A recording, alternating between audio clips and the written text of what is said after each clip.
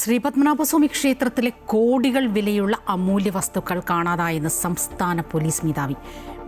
നമ വജ്രാഭരണവും കാണിക്കയായി ലഭിച്ച 78 ഗ്രാം സ്വർണ്ണക്കട്ടികളും നാണയങ്ങളും നഷ്ടമായെന്ന് സംസ്ഥാന പോലീസ് മേധാവി അഡീഷണൽ ചീഫ് സെക്രട്ടറിക്ക് അയച്ച കത്തിൽ പറയുന്നുണ്ട്. DGP സർക്കാരിന് സമർപ്പിച്ച റിപ്പോർട്ടിനെതിരെ ക്ഷേത്ര ഭരണസമിതി രംഗത്തെത്തി. ഇന്റലിജൻസ് റിപ്പോർട്ടിന്റെ അടിസ്ഥാനത്തിലാണ് സർക്കാരിന് DGP റിപ്പോർട്ട് നൽകിയത്. ക്ഷേത്രത്തിലെ സ്വർണ്ണക്കട്ടികൾ സൂക്ഷിക്കുന്നതടക്കമുള്ള ക്രമീകരണം മാറ്റണമെന്നും DGPയുടെ റിപ്പോർട്ടിൽ പറയുന്നു.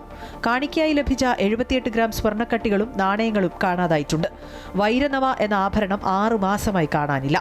രാജകുടുംബാംഗമായി ബന്ധമുള്ളവർ സുരക്ഷാ പരിശോധനകൾ കൂടാതെ ക്ഷേത്രത്തിൽ പ്രവേശിക്കുന്നുണ്ട് എന്നും റിപ്പോർട്ടിൽ ചൂണ്ടിക്കാട്ടി. സ്വർണ്ണവിളക്കിന് പകരം വെള്ളിവിളക്ക് സ്ഥാപിച്ചെന്നും നിലവറയ്ക്ക് പുറത്തുള്ള മുഴുവൻ സ്വർണ്ണവും സ്ട്രോങ് റൂമിലേക്ക് മാറ്റണമെന്നും സർക്കാരിനോട് പോലീസ് മേധാവി നിർദ്ദേശിച്ചു. സംസ്ഥാന പോലീസ് മേധാവിക്ക് വേണ്ടി ADGP S. ശ്രീജിത്താണ് ആഭ്യന്തര വകുപ്പ് അഡീഷണൽ ചീഫ് സെക്രട്ടറിക്ക് റിപ്പോർട്ട് നൽകിയത്. DGP സർക്കാരിന് സമർപ്പിച്ച റിപ്പോർട്ടിനെതിരെ ക്ഷേത്ര ഭരണസമിതി രംഗത്തെത്തി.